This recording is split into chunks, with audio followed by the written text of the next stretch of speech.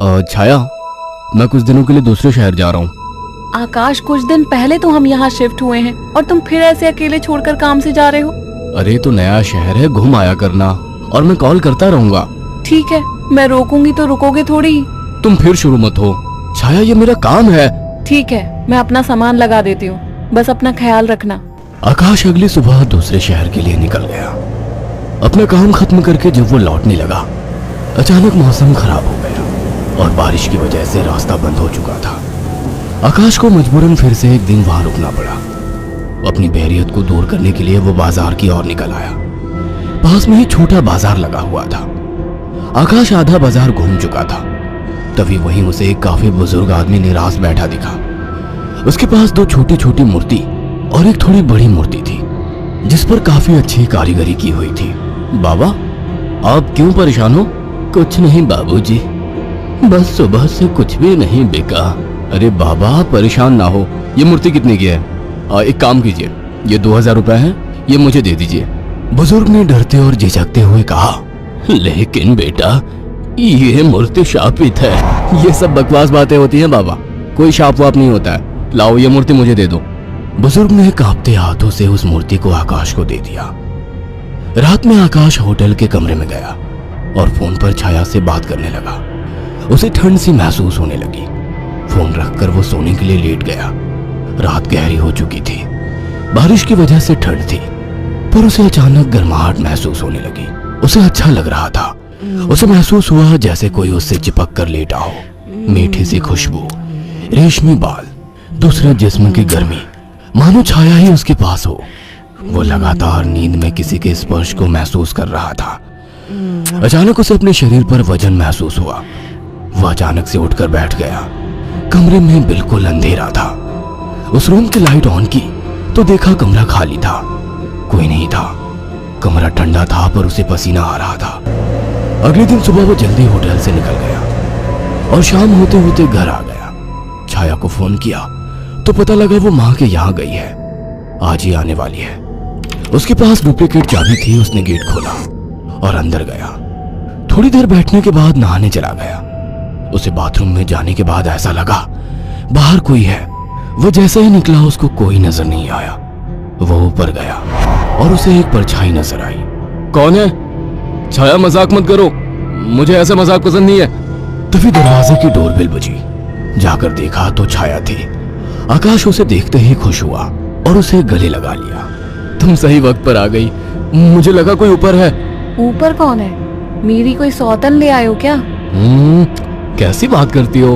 अच्छा छोड़ो, मैं कुछ खाने का बना लूं, फिर बात करते हैं। हाँ ये ठीक है, मुझे ही भूख लगी है। अच्छा ये देखो कितनी सुंदर मूर्ति है। खाने के बाद वो अपने दोनों कमरे में प्यार की बातें करते हुए अपने निजी पलों के आनंद में लीन होकर सो गए। मगर आधी रात को आकाश को वही खुशबू स्पर्श महसूस हुआ। उसे लगा छाया को आज ज्यादा ही प्यार आ रहा है और वो जो कर रही है करने दूं। छाया इस बार काफी उत्तेजित लग रही थी। आकाश को भी आनंद आ रहा था। अंधेरे में छाया ने आकाश के सारे कपड़े उतार दिए और पागलों की तरह उसके जिस्म को चूमने लगी। आकाश भी पूरी तरह से उत्तेजित हो गया था। छाया की गरम गरम सांसें आकाश को पूरी तरह से पागल बना दे रही थी और वासना का खेल चरम सीमा तक पहुंच गया। कुछ ही पलों का वासना का वेग लंबी लंबी और गहरी सांसों के बीच शांत हो गया।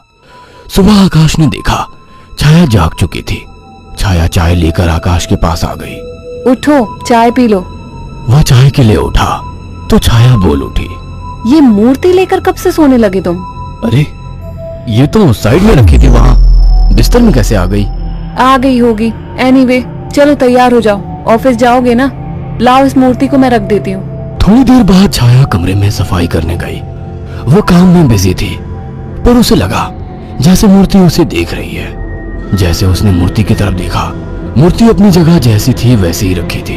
छाया काम खत्म करके कमरे से निकलने को हुई तो अचानक मूर्ति गिर गई। छाया ने पलट के मूर्ति को उठाया।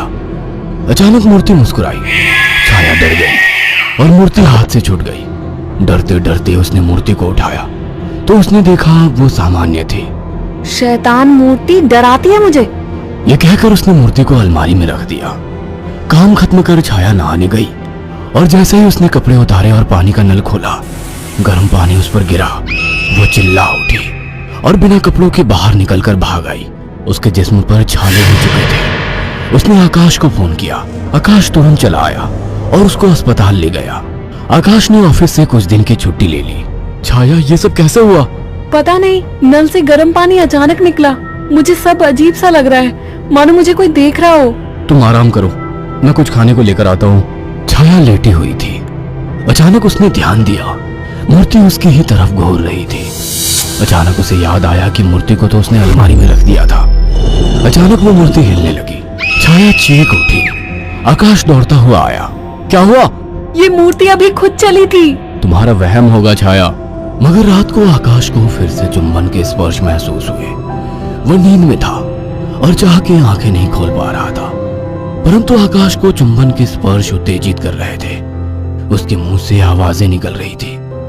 अचानक छाया की आंख खुल गई और उसने जो देखा वो हैरान रह गई। उसने देखा कि एक लड़की काली परछाई के रूप में आकाश के कपड़े खोल रही थी और वो देखते ही चिल्लाने लगी। आकाश, वो काली परछाई! अचानक कमरे के शीशे में चटक सी आवाज आई और शीशा टूट गया। आकाश उठकर बैठ गया। ये शीशा कैसे टूटा और तुम चिल्लाई क्यों? आकाश, वो कोई काली आत्मा थी। मैंने अभी देखा, वो तुम्हारे साथ संबंध बना रही थी। क्या तुम्हें बिल्कुल पता नहीं लगा? कौन? क्या कह रही हो? मुझे महसूस तो हुआ, पर मुझे लगा तुम हो।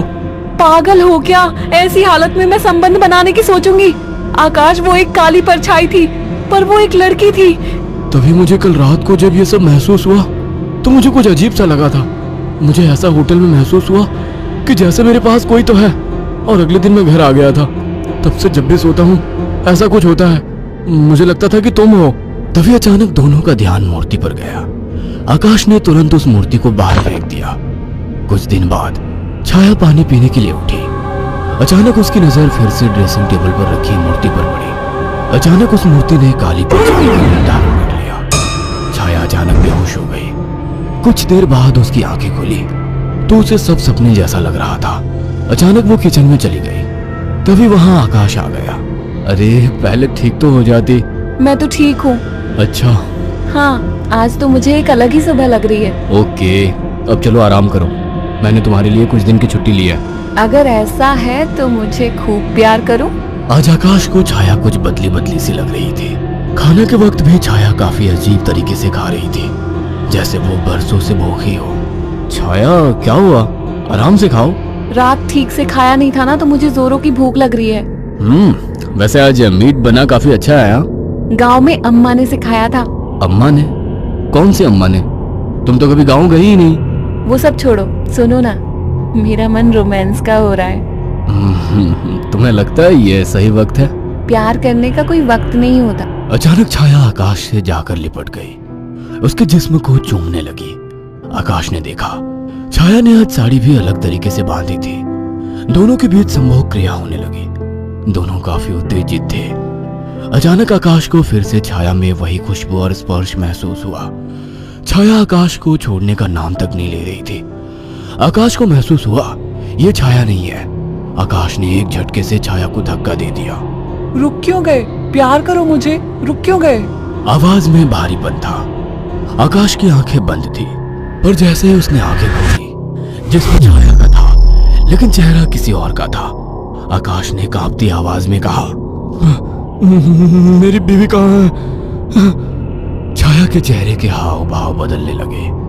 उसका चेहरा सफेद और आंखें काली थी।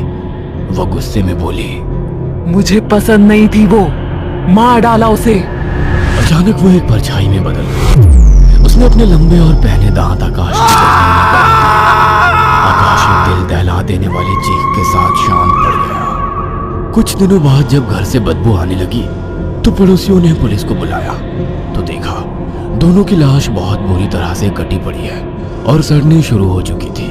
पुलिस को लाशों के पास से वो मूर्ति मिली थी। अगर आपको हमारी ये कहानी पसंद आई हो तो इसे लाइक और शेयर करना ना भूलें। साथ ही ऐसी और नई कहानियों के अपडेट्स पाने के लिए हमारे चैनल अक्षु टीवी को जरूर सब्सक्राइब करें।